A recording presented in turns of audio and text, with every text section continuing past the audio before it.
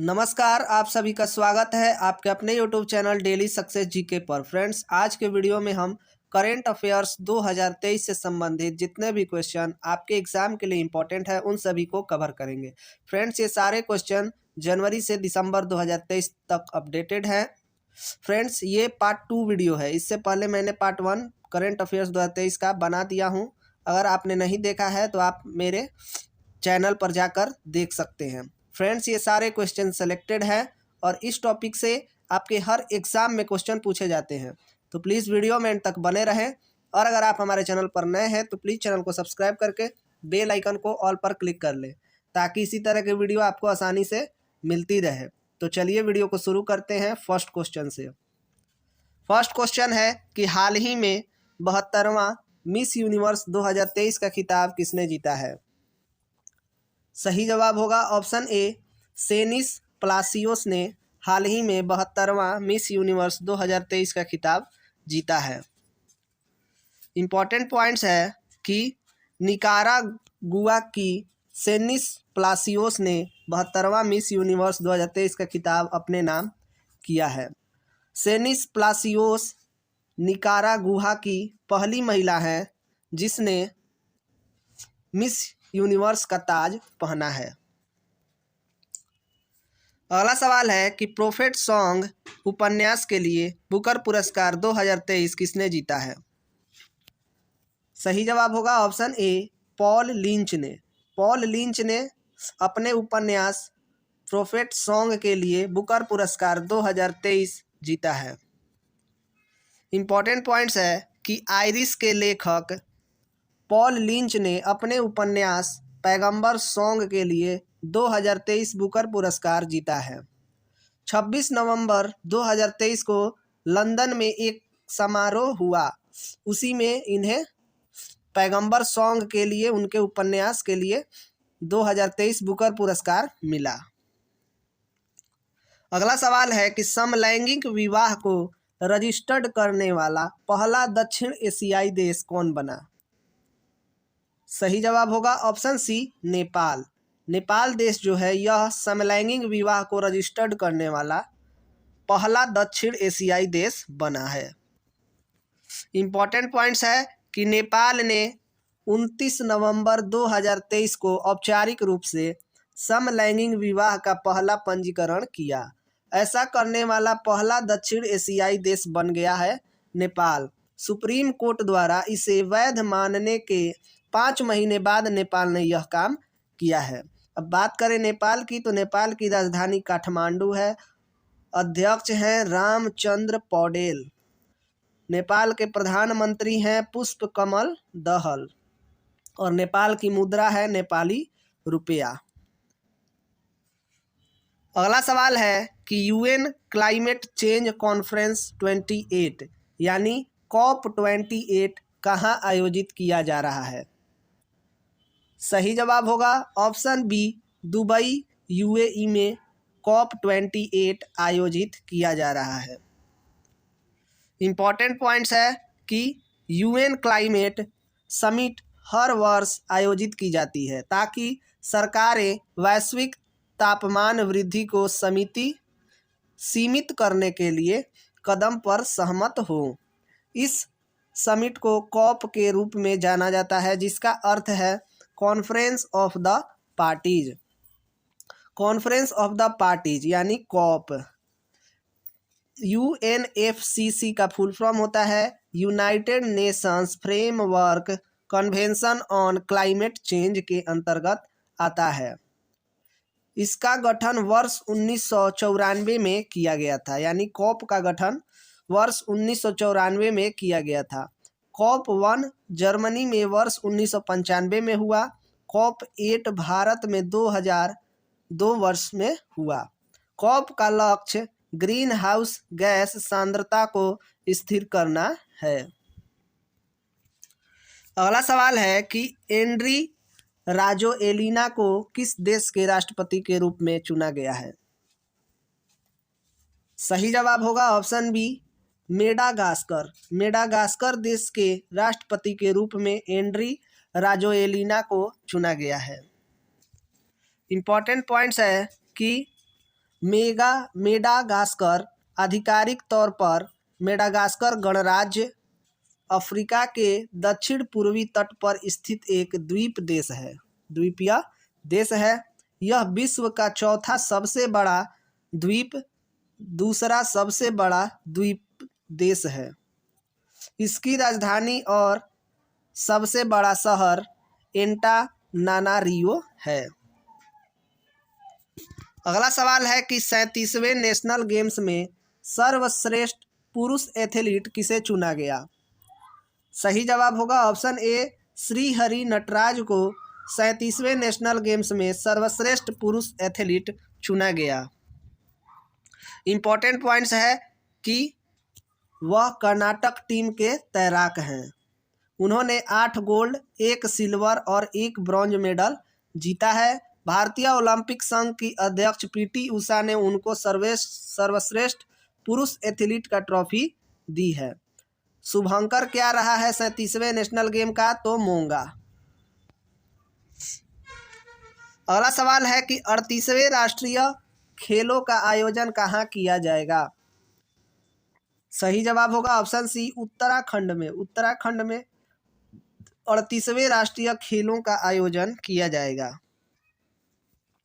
Important points है कि PT Usha की अध्यक्षता में हुई भारतीय ओलंपिक संघ यानी IOA की बैठक में तय किया गया कि वर्ष 2024 में 38वें राष्ट्रीय खेल उत्तराखंड में होंगे। उत्तराखंड की राजधानी देहरादून और ग्रीष्मकालीन राजधानी गैरसैंण है। उत्तराखंड के मुख्यमंत्री पुष्कर सिंह धामी हैं और उत्तराखंड के राज्यपाल गुरमीत सिंह हैं। अगला सवाल है कि नम्मा कंबाला प्रतियोगिता का आयोजन कहाँ किया जा रहा है। सही जवाब होगा ऑप्शन बी, बेंगलुरु में नम्मा कंबाला प्रतियोगिता का आयोजन किया जा रहा है। कंबाला लोकप्रिय भैंस रेसिंग प्रतियोगिता है।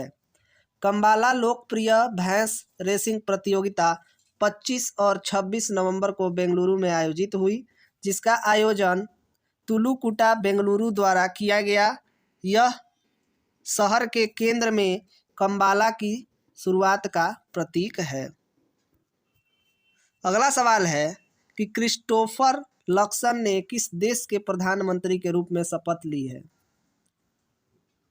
सही जवाब होगा ऑप्शन ए, न्यूजीलैंड देश के प्रधानमंत्री के रूप में क्रिस्टोफर लक्सन ने शपथ ली है।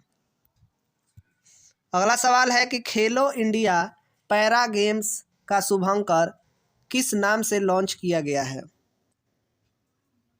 सही जवाब होगा ऑप्शन बी, उज्ज्वला। खेलो इंडिया पैरा गेम्स का शुभंकर उज्ज्वला नाम से लॉन्च किया गया है। अगला सवाल है कि किसने 47 वर्ष बाद डेविस कप 2023 का खिताब अपने नाम किया है। सही जवाब होगा ऑप्शन ए, इटली। इटली देश ने 47 वर्ष बाद डेविस कप 2023 का खिताब अपने नाम किया है। इम्पॉर्टेंट पॉइंट्स है कि इटली ने 47 साल बाद डेविस कप 2023 जीत लिया है। 123 साल पुराने इस टूर्नामेंट में इटली दूसरी बार चैंपियन बनी है। इससे पहले टीम ने 1976 में चिली को 4-1 से हराकर डेविस कप अपने नाम किया था। इटली की राजधानी रोम है। इटली की मुद्रा लीरा है और इटली के प्रधानमंत्री जियोर्जिया मेलोनी हैं। अगला सवाल है कि किस भारतीय एथलीट को world athlete of the year पुरस्कार के लिए चुना गया है। सही जवाब होगा ऑप्शन ए, नीरज चोपड़ा। नीरज चोपड़ा को world athlete of the year पुरस्कार के लिए चुना गया है। अगला सवाल है कि IFFI के समापन समारोह में सत्यजीत रे लाइफ टाइम अचीवमेंट अवार्ड से किसे सम्मानित किया जाएगा। सही जवाब होगा ऑप्शन डी, माइकल डगलस को IFFI के समापन समारोह में सत्यजीत रे लाइफ टाइम अचीवमेंट अवार्ड से सम्मानित किया जाएगा। इम्पॉर्टेंट पॉइंट्स है कि सत्यजीत रे लाइफ टाइम अचीवमेंट पुरस्कार समापन समारोह में हॉलीवुड अभिनेता और निर्माता माइकल डगलस को प्रदान किया जाएगा। आयोजन इसका कहाँ? तो गोवा में आयोजन हुआ। अगला सवाल है कि इंटरनेशनल एमी अवार्ड जीतने वाले पहले भारतीय कौन बने हैं? सही जवाब होगा ऑप्शन बी, वीर दास। वीर दास जो हैं यह इंटरनेशनल एमी अवार्ड जीतने वाले पहले भारतीय बने हैं। इंपॉर्टेंट पॉइंट्स है कि अभिनेता और कॉमिक यानी कॉमेडियन, अभिनेता और कॉमेडियन वीर दास अपने नेटफ्लिक्स स्टैंड अप स्पेशल वीर दास लैंडिंग के लिए सर्वश्रेष्ठ कॉमेडी कैटेगरी में अंतर्राष्ट्रीय एमी पुरस्कार जीता है। वह यह अवार्ड जीतने वाले पहले भारतीय कलाकार बन गए हैं। 91वां इंटरनेशनल एमी अवार्ड्स अमेरिका के न्यूयॉर्क शहर में आयोजित किया गया। अगला सवाल है कि किस राज्य का बर्दा वन्य जीव अभयारण्य एशियाई शेरों का दूसरा घर बनेगा? सही जवाब होगा ऑप्शन डी, गुजरात। गुजरात राज्य का वर्धा वन्य जीव अभयारण्य एशियाई शेरों का दूसरा घर बनेगा। इंपॉर्टेंट पॉइंट्स है कि वर्धा वन्य जीव अभयारण्य एशियाई शेरों का दूसरा घर बनने जा रहा है। गुजरात वन विभाग ने प्रोजेक्ट लायन के हिस्से के रूप में BWLS को शेरों का दूसरा घर बनाने का प्रस्ताव प्रस्तुत किया है। गुजरात की राजधानी गांधीनगर है। गुजरात के मुख्यमंत्री भूपेंद्र पटेल हैं और गुजरात के राज्यपाल आचार्य देवव्रत हैं। अगला सवाल है कि फिनो पेमेंट बैंक के अध्यक्ष के रूप में किसे नियुक्त किया गया है? सही जवाब होगा ऑप्शन ए, रजत कुमार जैन को फिनो पेमेंट्स बैंक के अध्यक्ष के रूप में नियुक्त किया गया है। अगला सवाल है कि हाल ही में भारत और किस देश ने व्यापक पृथ्वी अवलोकन के लिए निसार उपग्रह लॉन्च करने की घोषणा की है? सही जवाब होगा ऑप्शन डी, अमेरिका। अमेरिका और भारत देश ने व्यापक पृथ्वी अवलोकन के लिए निसार उपग्रह लॉन्च करने की घोषणा की है।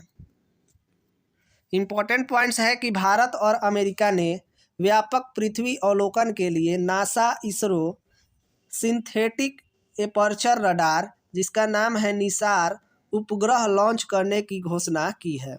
NASA ISRO synthetic aperture radar Nisar उपग्रह एक माइक्रोवेव रिमोटिक सेंसिंग उपग्रह है जिसे व्यापक पृथ्वी अवलोकन के लिए डिजाइन किया गया है। अगला सवाल है कि सुप्रीम कोर्ट की पहली महिला जज थी जिनका हाल ही में निधन हो गया? सही जवाब होगा ऑप्शन ए, फातिमा बीवी। फातिमा बीवी जो थी यह सुप्रीम कोर्ट की पहली महिला जज थी जिनका हाल ही में निधन हो गया। इंपॉर्टेंट पॉइंट्स है कि सुप्रीम कोर्ट की पहली महिला जज जस्टिस फातिमा बीवी का 96 साल की उम्र में कोल्लम में निधन हो गया। वह देश की सर्वोच्च न्यायपालिका में नियुक्त होने वाली पहली मुस्लिम महिला थी। उन्होंने केरल में एक वकील के रूप में अपना करियर शुरू किया और वह 1974 में जिला और सत्र न्यायाधीश बनी। उन्होंने 1989 में सुप्रीम कोर्ट में नियुक्त पहली महिला जज बनकर इतिहास रचा था। अगला सवाल है कि बंगाल के ब्रांड एम्बेसडर के रूप में किसे नियुक्त किया गया है? सही जवाब होगा ऑप्शन ए, सौरव गांगुली। सौरव गांगुली जो कि भारतीय क्रिकेटर हैं और BCCI के पूर्व अध्यक्ष रह चुके हैं। इन्हें बंगाल ने अपना ब्रांड एम्बेसडर नियुक्त किया है।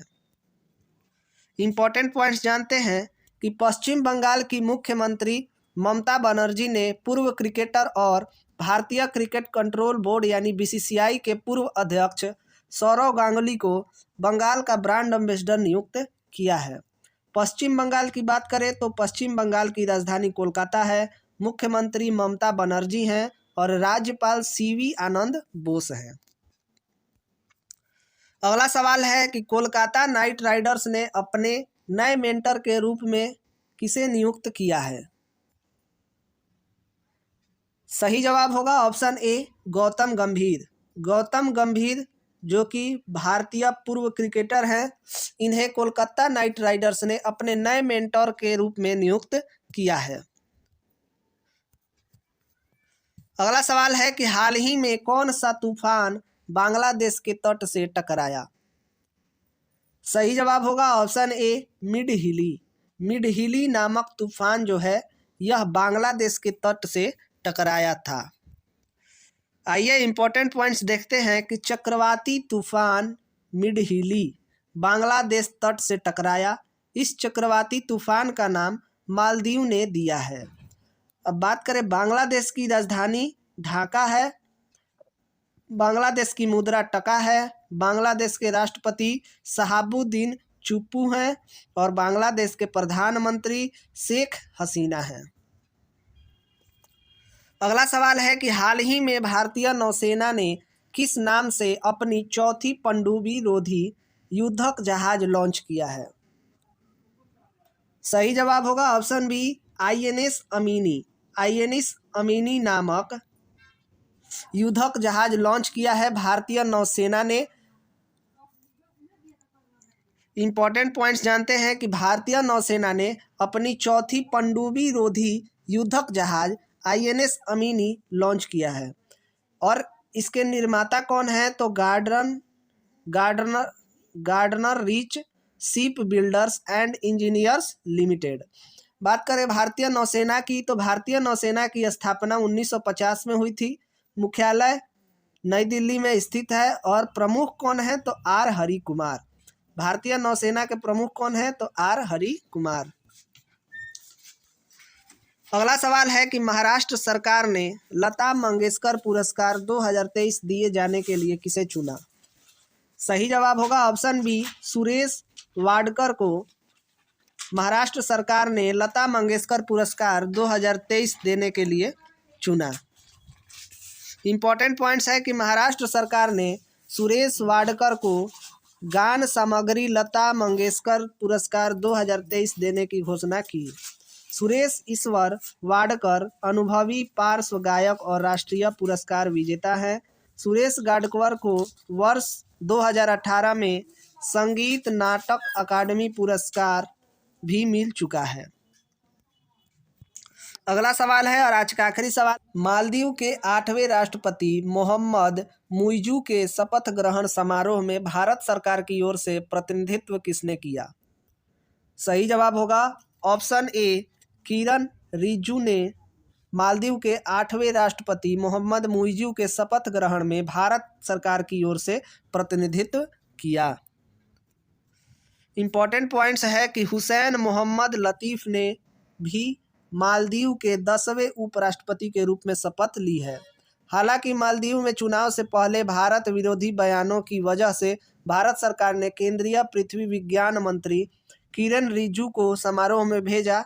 हिंद महासागर में स्थित एक द्वीप देश है। मालदीव जो है हिंद महासागर में स्थित एक द्वीपीय देश है। मालदीव की राजधानी माले है।